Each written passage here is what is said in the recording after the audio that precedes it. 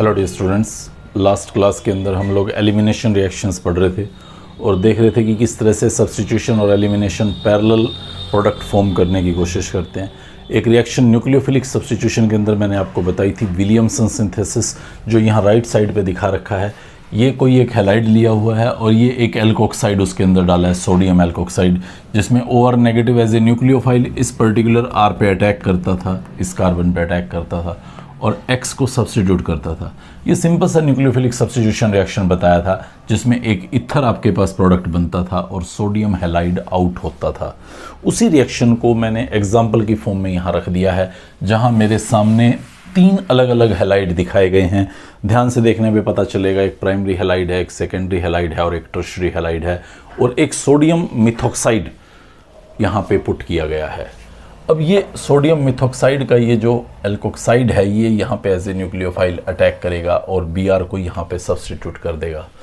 ये हमारा प्रोडक्ट होगा CH3 CH2 OCH3, NaBr यहाँ से आउट हो जाएगा एज ए साइड प्रोडक्ट। तो ये एक मिथॉक्सी इथेन टाइप का इथर बनेगा।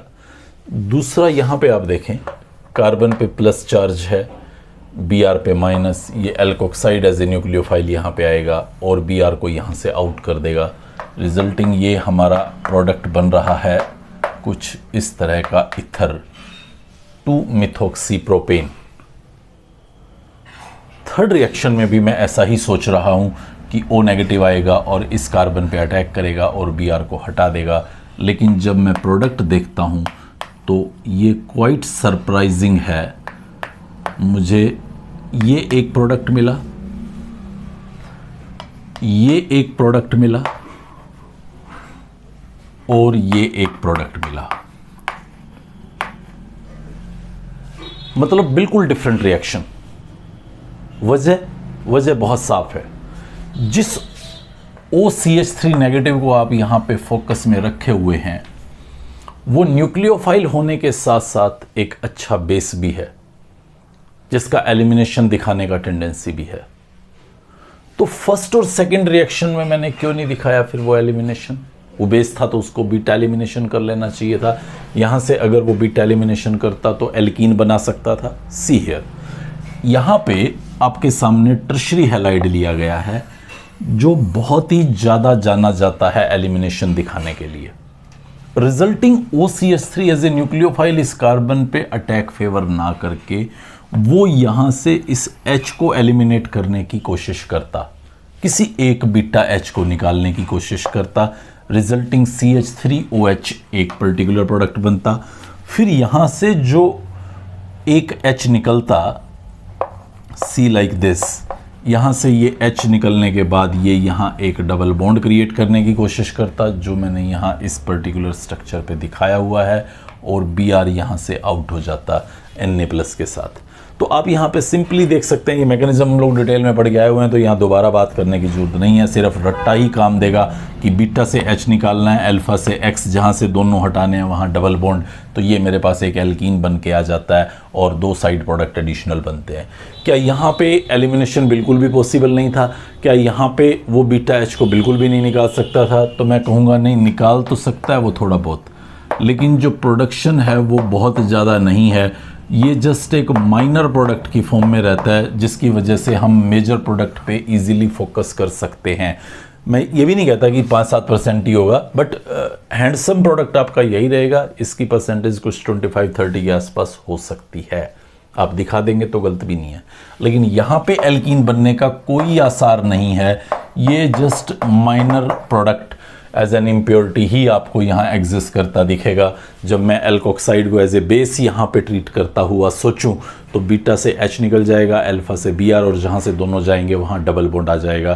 तो इस तरह से आप देख पाएंगे कि टर्शरी हैलाइड एक बार फिर, अगर आपने एक ऐसे न्यूक्लियोफाइल को चूज़ कर लिया जो एक अच्छा बेस है, तो वो एलिमिनेशन ही दिखाएगा।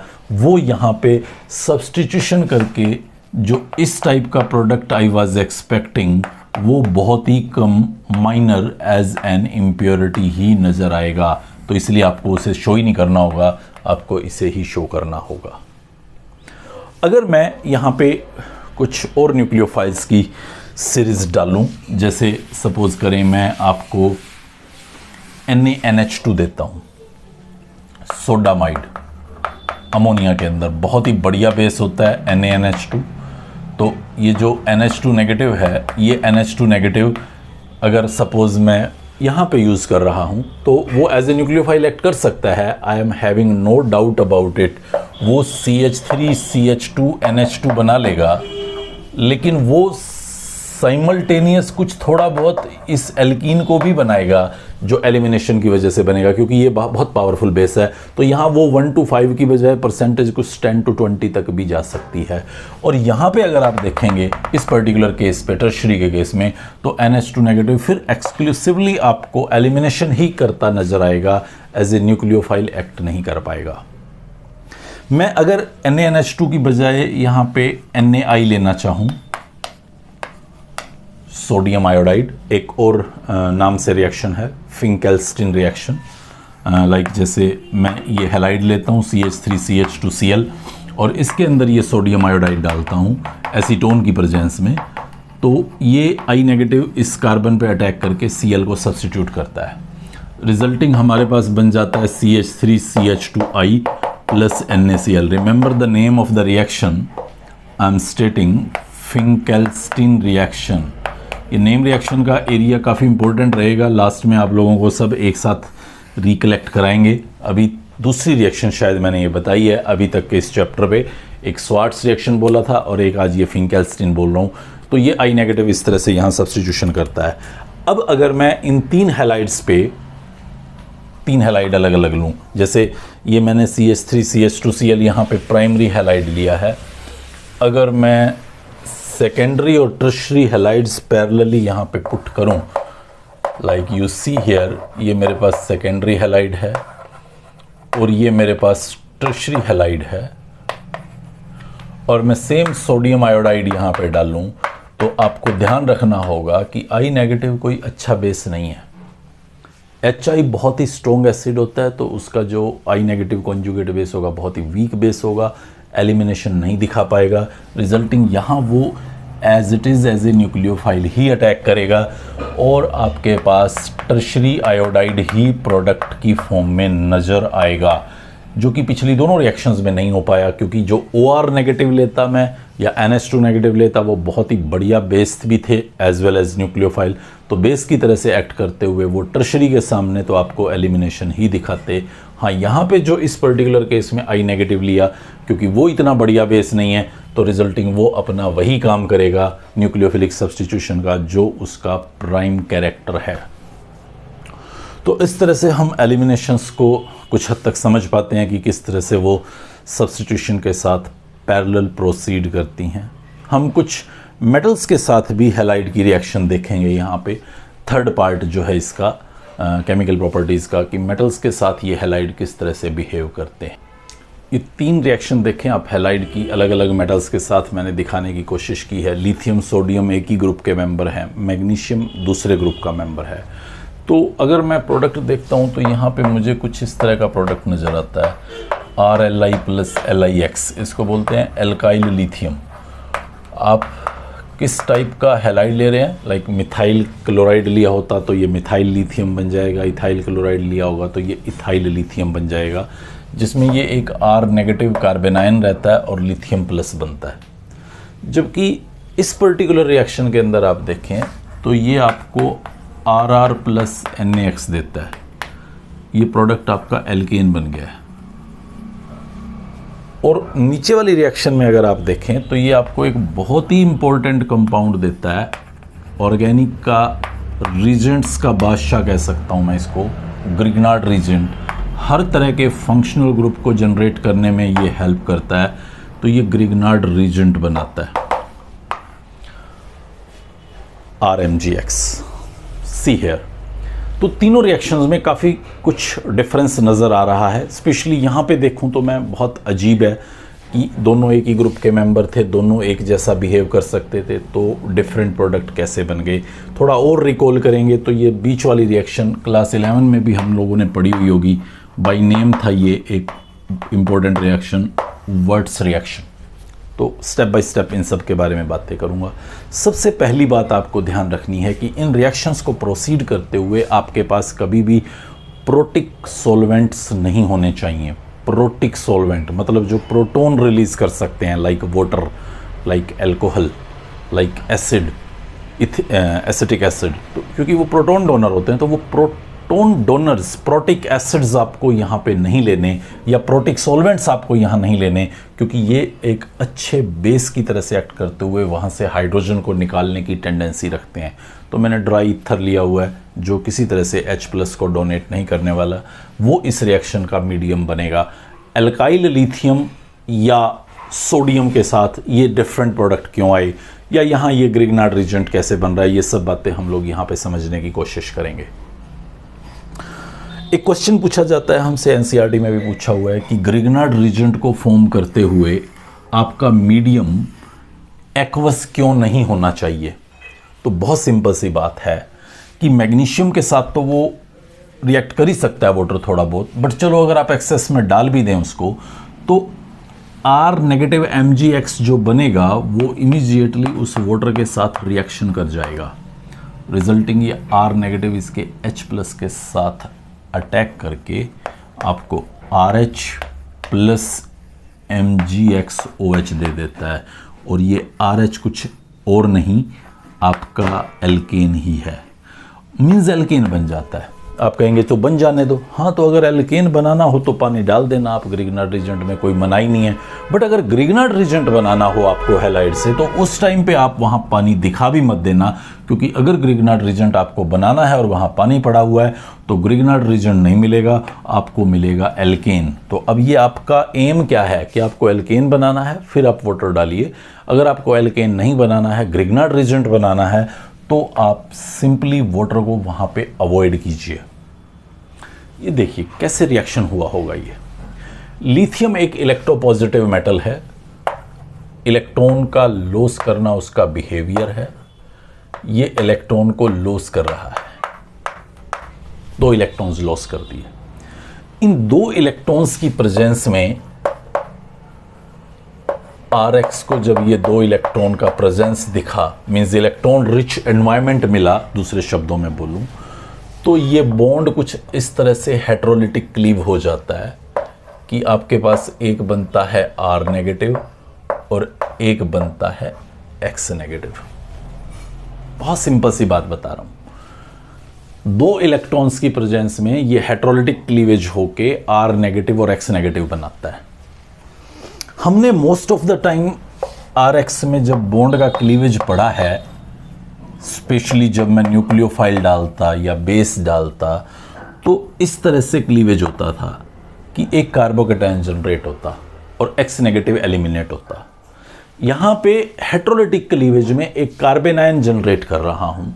मैं कुछ और प्रेडिक्शंस इसकी करना चाहता तो मैं कुछ ऐसे कर सकता था, लाइक RX में ये आउट हो गया और R+ ने फिर वो 2 इलेक्ट्रॉन्स गेन करके R नेगेटिव बनाया, मतलब पहले कार्बोकेटायन बना फिर कार्बन आयन बना। लेकिन मैं फिर बता रहा हूँ, रिएक्शन का पाथ जो हमें एविडेंस देता है उसी को फॉलो करना होता है। तो कार्बोकेटायन वहाँ बनता ही नहीं है। सो मैनी पॉसिबल एविडेंसेस इस बात को कंफर्म कर चुके हैं। इसलिए आप ध्यान रखिएगा कि मेटल्स के साथ जब हैलाइड को रिएक्ट कराया जाता है तो वो एक कार्बन आयन को जनरेट करते हैं। ये R नेगेटिव एक कार्बन आयन बना, एक X नेगेटिव बना, फिर उस R नेगेटिव के साथ ये एक Li+ चिपक गया और X नेगेटिव के साथ भी एक Li+ चिपक गया, जिन्होंने 2 इलेक्ट्रॉन छोड़े थे, रिजल्टिंग एल्काइल लिथियम और लिथियम हैलाइड आपके 2 प्रोडक्ट यहां फॉर्म हो गए। तो सोडियम में क्या स्टोरी थी? सोडियम में भी ऐसा ही काम था।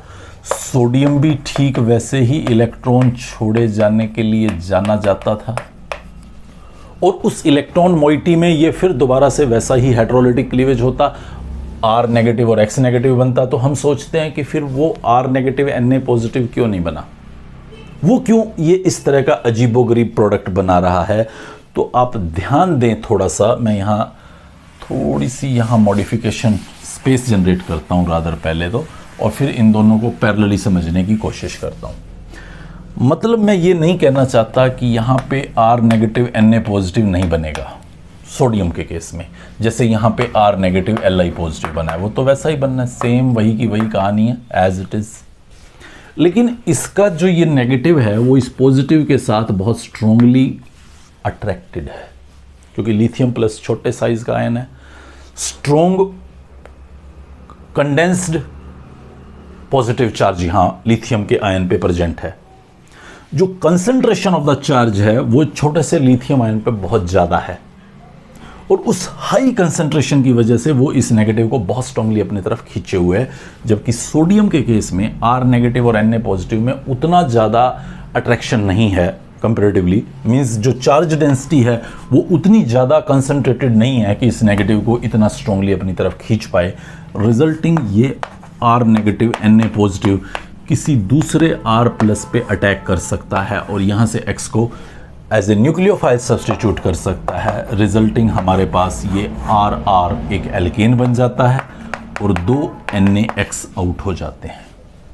आप दोबारा नोटिस करें इस बात का कि लिथियम के केस में R नेगेटिव को उसने होल्ड कर रखा था क्योंकि पॉजिटिव कंडेंस्ड चार्ज था, कंसंट्रेटेड था, छोटे से लिथियम आयन पे कंसंट्रेटेड था, जबकि यहाँ पे सोडियम आयन पे जो कंसंट्रेटेड चार्ज है वो उतना इफेक्टिवली R नेगेटिव को होल्ड नहीं कर पा रहा था, resulting R negative Na positive जैसे ही बना वो किसी नए RX मॉलिक्यूल पे ऊपर जाके अटैक करके इस तरह से एल्केन बना रहा था। एक और प्रपोज्ड मैकेनिज्म भी हम लोगों ने पढ़ा होगा वर्ड्स रिएक्शन के अंदर, जहाँ पे यहाँ होमोलिटिक क्लीवेज कराई जाती है हाई टेम्परेचर पे, R रेडिकल और X रेडिकल बनते हैं और फिर 2 R रेडिकल आपस में कनेक्ट होके RR बना लेते हैं और NaX बना लेते हैं। ये दूसरा प्रपोज्ड मैकेनिज्म है जिसमें फ्री रेडिकल बनता है। ज़्यादा एविडेंसेस इसी के साथ अटैच्ड हैं, इसलिए हम कार्बेनाइन के मैकेनिज्म को वर्ड्स रिएक्शन के लिए फॉलो करते हैं। अब अगर मैं वर्ड्स रिएक्शन देखते हुए कोई भी प्रोडक्ट प्रेडिक्ट करना चाहूँ, लाइक सपोज करें मेरे पास ये कोई एक हैलाइड है और मैं यहाँ पे सोडियम डालना चाहता हूँ ड्राई ईथर की प्रेजेंस में, तो व्हाट आई विल डू, मैं सिंपली ये जो चेन है इसको ट्वाइस लेंथ का शो कर दूंगा, लाइक सी हेयर, ये CH2 देन फिर एक CH2 देन फिर आपके पास 2 कार्बन्स और एक CH3, मीन्स आपका इस पर्टिकुलर हैलाइड में देखें 1 2 3 और 4 कार्बन्स, तो यहाँ 1 2 3 4 5 6 7 और 8 कार्बन्स, मीन्स जितने कार्बन का आप एल्केन लेंगे उससे ट्वाइस कार्बन का, सॉरी मुझे वर्ड्स बदलना होगा, जितने कार्बन्स का आप हैलाइड लेंगे उससे ट्वाइस कार्बन का आपको एल्केन यहाँ पे वर्ड्स रिएक्शन के अंदर बनता हुआ नजर आएगा। वो कार्बेनाइन के थ्रू बन रहा है कि फ्री रेडिकल के थ्रू बन रहा है, 2 प्रपोज्ड मैकेनिज्म बताएं, आप उस बात को छोड़ो, बस आप प्रोडक्ट पे नजर रखें कि प्रोडक्ट आपका क्या बनेगा, वो दोनों मैकेनिज्म्स प्रोसीड कर सकता है।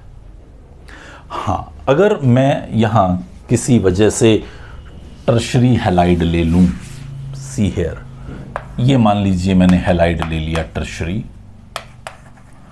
और अब उस वर्ड्स रिएक्शन से प्रोसीड करना शुरू किया, तो I am little much doubtful कि वैसा कुछ एल्केन बनेगा।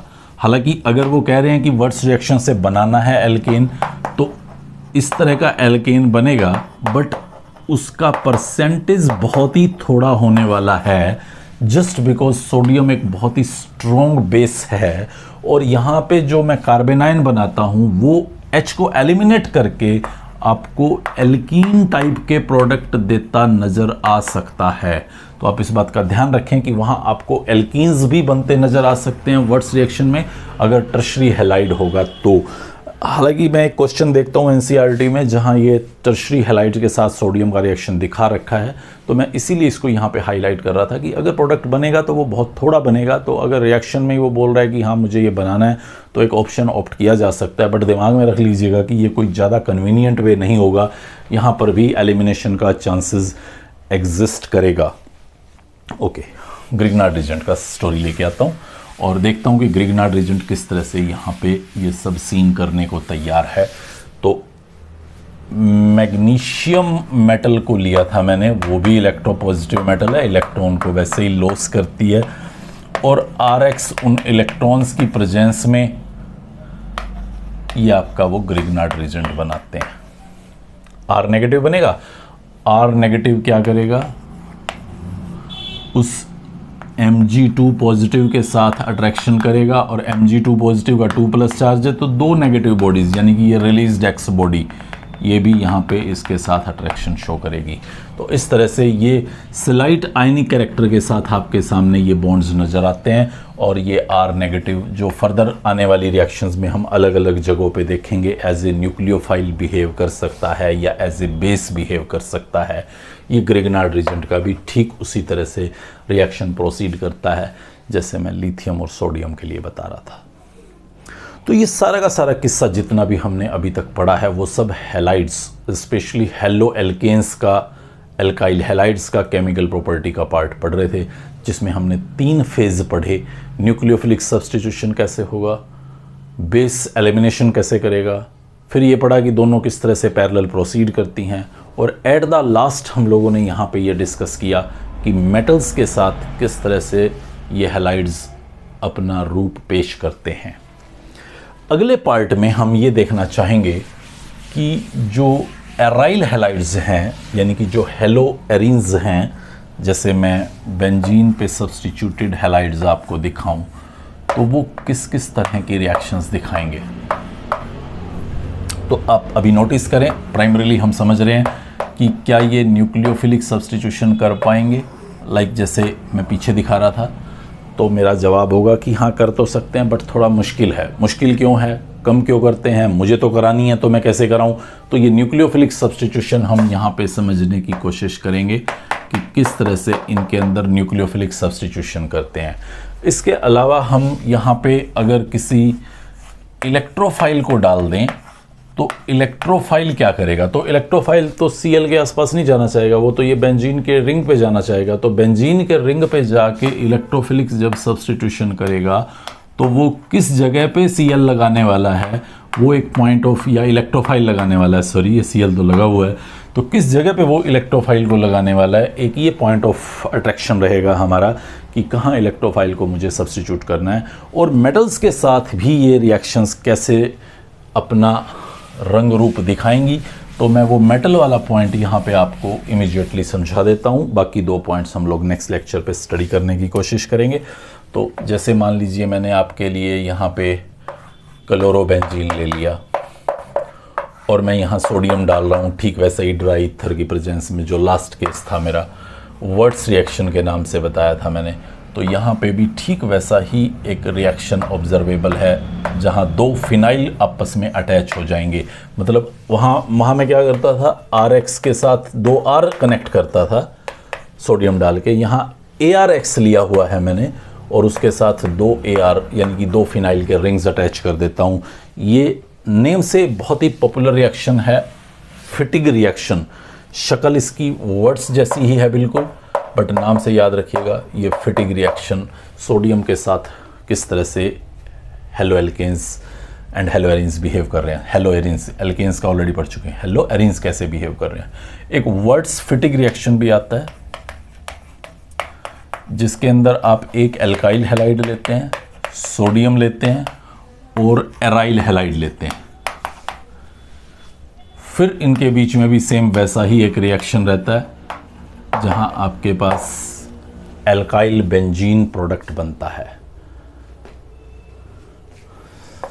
C6H5Cl chlorobenzene. ये वही एग्जांपल है। लिथियम ले रहा हूं तो लिथियम के साथ ये आपका इस तरह का फिनाइल लिथियम प्रोडक्ट बन जाएगा। मैग्नीशियम के साथ आप देखना चाहें इसको, C6H5Cl magnesium with dry ether आप डालें, ठीक वैसा ही फिनाइल मैग्नीशियम ब्रोमाइड, ये आपका ग्रिग्नार्ड रीजेंट ही है जिसमें R की बजाय AR लिया हुआ है मैंने, फिनाइल मैग्नीशियम ब्रोमाइड। ये आपके पास सारी की सारी रिएक्शंस जो मैंने दिखाई हैं बिल्कुल कॉपी कर रहा हूँ, कुछ अलग नहीं है, 1-2 नाम चेंज हुए हैं, क्रैमिंग भरा पार्ट है, वैसा ही कार्बन आयन बना के रिएक्शन प्रोसीड करती हैं। ये आप मेटल्स के साथ किस तरह से रिएक्शंस दिखाई जा रही हैं हैलाइड्स के द्वारा, वो आप समझने की कोशिश करें। नेक्स्ट लेक्चर के अंदर हम लोग पढ़ेंगे कि न्यूक्लियोफिलिक सब्स्टिट्यूशन क्यों नहीं हो पा रहा, क्या दिक्कतें हैं, होगा तो फिर कैसे होगा, और इलेक्ट्रोफिलिक सब्स्टिट्यूशन, ये सब बातें नेक्स्ट लेक्चर के अंदर पढ़ते हैं। Good bye.